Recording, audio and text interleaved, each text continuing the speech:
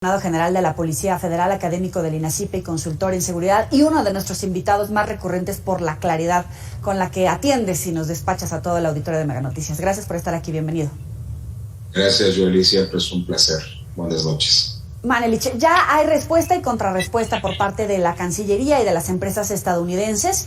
El punto medular del debate es si tienen un control negligente del tráfico ilícito o lícito de armas. No sé cómo lo veas. Bueno, primero reconocer, así como en ocasiones hemos criticado algunas acciones en materia de seguridad, reconocer lo que está haciendo el gobierno actual al colocar este tema en el lugar correcto, que es precisamente con las empresas que con mucha ligereza venden las armas con las que decenas de miles de seres humanos se están asesinando en esta parte del mundo. Eso primero reconocerlo.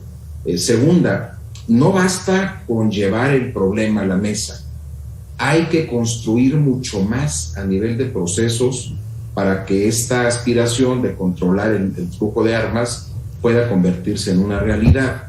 Me parece que el primer paso está dado, Joely, me parece importante, estuve muy atento en el discurso del canciller y me parece que la sustancia ya está ahí. ¿Cuál es el reto? ¿Cómo instrumentarlo? ¿Cómo conciliar la libertad que tienen por así proteger sus leyes a estos expendedores de armas y cómo evitar que éstas lleguen a las manos equivocadas? Falta muchísimo por avanzar, pero la mesa ya está ahí planteada, ¿no?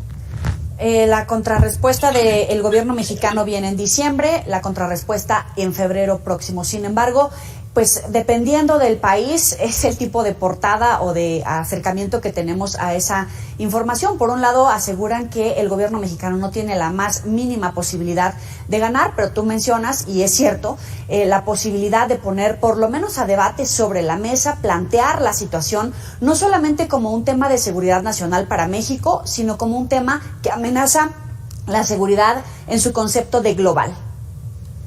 Absolutamente. A ver, vamos a poner un ejemplo bien sencillo, Joely. En Estados Unidos, en esta parte de la frontera con México, es más fácil comprar una R15 que un jarabe para la tos. En el jarabe para la tos te solicitan por lo menos la receta con un médico certificado. Para comprar armas, el requisito es que tenga la mayoría de edad y se acabó el tema. Entonces, insisto, que el gobierno haya dado un paso, que la Cancillería se haya manifestado como lo hizo, me parece muy viable, muy correcto.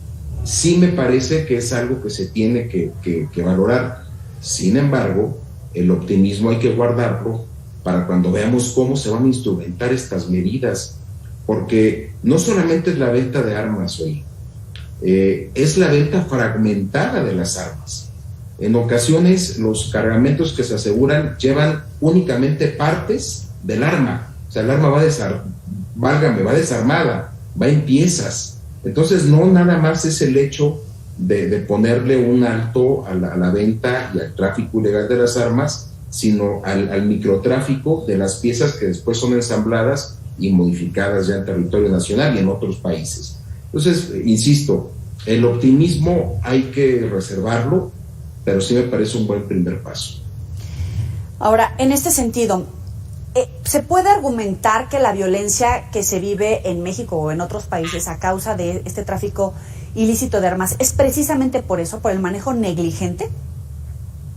No me parece que únicamente sea eso. Sí, creo que la negligencia está presente en parte del proceso, pero no olvidemos que los cárteles de la droga, particularmente ellos, llevan por lo menos 25 años armando ejércitos de sicarios, estableciendo relaciones de intercambio de producto por armas, por ejemplo, de droga por armas, de dinero por armas, y que tienen una cadena muy bien establecida para poderse hacer de estos artefactos y con ello incrementar su nivel de violencia. Entonces, no solo es la negligencia, no hay que minimizar los alcances que ha tenido el ámbito, vamos a llamarle corporativo, de los grupos de crimen organizado. Ellos también han avanzado en los esquemas para poderse hacer de estas armas. No solamente es negligencia, esto es muchísimo más complejo. y una parte importante está en Estados Unidos, pero no en exclusiva. También existen en el mercado armas checas, armas que vienen de otras partes del mundo y que históricamente han armado estos grupos. Entonces, sin duda alguna, todo mercado negro proviene de una serie de disfunciones, no únicamente la negligencia, por atractivo que suene para poder conglomerar una serie de acciones o de conductas omisivas por parte de las instancias. Entonces yo creo que la negligencia es una pequeña parte de un muy amplio espectro de causas que generan esto, Yoli.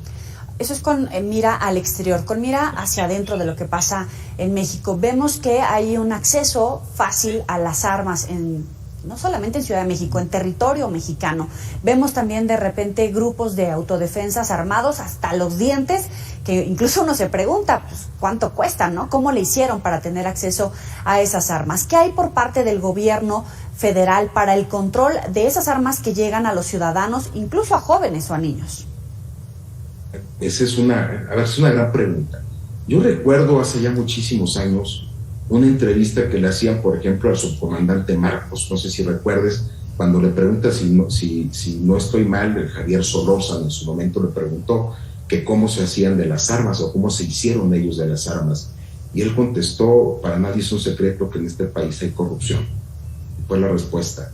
Y me parece que una parte importante de las armas que en el pasado se fueron haciendo al alcance de los ciudadanos y de los grupos de este tipo, provienen de procesos internos de corrupción, sí, de las instituciones, sí, de los compradores a gran escala de armas con sus contactos en Estados Unidos y que podían estar o no vinculados con instancias de seguridad pública y de seguridad nacional. Aquí hay que ser parejos en ese sentido porque son quienes tienen las armas. Luego entonces, este proceso que por muchos años estuvo intermediado por estas personas que tenían acceso, después fue sustituido por los propios grupos criminales. Yo tengo muy claro un ejemplo de hace cerca de 3 años y medio, 4 años, de un aseguramiento de más de 120 piezas de rifle de alto poder, una R-15, piezas, y que fueron aseguradas en una camioneta donde viajaba una familia ingresando de Estados Unidos a México. La complejidad, Yoli, para decir que ahí se estaba cometiendo un delito se vuelve muy complejo. ¿Por qué? Porque tú no tienes al alcance un arma de fuego, tienes una parte de un arma que necesitaría de otras para poder acreditar el tipo legal. Entonces, razones ha habido muchas, sí la corrupción, sí la complicidad, pero también los mecanismos que han ido fortaleciéndose para hacer eficaz en términos lamentablemente criminales el internamiento de estas armas de alto poder y de armas ligeras. Hoy un porcentaje altísimo de las muertes son con armas ligeras, con pistolas. Cuando antes, Yoli, los homicidios violentos se cometían con armas punzocortantes, ¿sí? Esto ha ido evolucionando, ya cada vez son menos los homicidios por armas punzocortantes para darle lugar a los homicidios o las lesiones por armas de fuego. Entonces, eso nos da una idea de la complejidad del problema. Insisto, es buena noticia lo que se ha hecho, lo que se ha avanzado, pero siendo muy honestos y muy objetivos, falta muchísimo por construir por todo esto que te estoy comentando. De hecho, en esta conferencia matutina del día de hoy se hablaba de los números de la incidencia delictiva respecto a homicidio doloso, pero llama la atención que ya llegamos a los 105,000 muertos, como dice el presidente, a la mitad del camino. ¿De qué síntoma esta cifra? Bueno, una de descomposición social. Siempre que vemos estos números, volteamos necesariamente a ver a las autoridades. Pero yo siempre he dicho que hay mucho también que hacer por la sociedad, desde la sociedad. A ver, ¿qué estamos haciendo mal en donde grupos completos de personas incrementan voluntariamente su riesgo de manera cotidiana? ¿Qué estamos dejando de hacer a nivel de prevención de la violencia, no solamente en las escuelas, en las familias? Esto que puede parecer un mensaje fuera del tema, no lo es. Estamos revisando el comportamiento de nuestros niños y jóvenes, el mundo virtual al que han accedido, estamos verdaderamente sopesando las subculturas criminales que están rodeándolos, estamos verdaderamente ampliando la baraja de razones por las cuales se están dando estas muertes, o seguimos en el discurso de culpar a las autoridades por el incremento en la violencia. Si nosotros analizamos, una vez lo comentamos en este espacio, que un porcentaje muy importante de homicidios se dan en lugares perfectamente identificados, en horarios muy bien establecidos y bajo circunstancias casi similares, tenemos en teoría el diagnóstico para aplicar el medicamento, pero seguimos en una dinámica en la que todo lo hemos tratado de cargar a las autoridades, y me parece que no es por ahí el camino, Yoli. Las grandes libertades, las grandes hazañas de la seguridad a nivel internacional parten necesariamente de un componente importante, que es la participación de la sociedad civil, haciendo lo que nos corresponde. Entonces, yo no quiero de ninguna manera dejar de señalar los errores que pueda haber en la aplicación de la política de seguridad, pero quienes se matan, quienes están dispuestos verdaderamente a generar daño, son los que tendríamos que poner en una mesa de análisis para entender motivaciones, por qué están dispuestos a sacrificar su vida y su libertad por tan poco. Y por tan poco me refiero a tan poco dinero y por momentos de sentirse parte de algo, de estas subculturas que hoy alimentan a una cantidad importante de jóvenes. Entonces, el tema es muchísimo más complejo que nada más voltear a las autoridades. Sí hay una parte que se les debe de señalar a los gobiernos, pero también hay que voltear a ver en qué estamos fallando como sociedad. ¿No sientes que se está empeorando la situación, que cada vez vemos, por ejemplo, episodios como solamente los de este fin de semana, ¿no? Jalisco, Zacatecas, Michoacán, con de repente más colgados, de repente con ataques, por ejemplo, en centros turísticos como la playa de Acapulco o como en Quintana Roo? Se está desvirtuando, estamos normalizando ese incremento de los hechos delictivos que pueden ser, no sé si más llamativos a los medios de comunicación, o si verdaderamente hay una transición y nos estamos volviendo más violentos. Tocas un punto muy importante, Yoli. Y mira, una crítica que voy a hacer ahí sí a las autoridades, a veces a los propios medios. No hemos aprendido una lección que debimos haber aprendido hace ya más de 15 años. El crimen organizado tiende a delegar agendas de abajo hacia arriba. El crimen organizado decide cómo desplegar los esfuerzos de las instituciones de seguridad y decide qué es lo que quiere que los medios cubran. Y este tipo de escenas dantescas como los colgados, recordemos que viene esa herencia de un grupo criminal que estuvo trabajando entre la Ciudad de México y el estado de Guerrero en los tiempos en que se da la escisión del cartel de Sinaloa, y que fueron los que pusieron de moda colgar a las personas. Y mucho de lo que se ha acumulado de experiencia a partir de entrevistar a estos perpetradores de barbaries, coinciden en señalar que lo hacen como un acto propagandístico.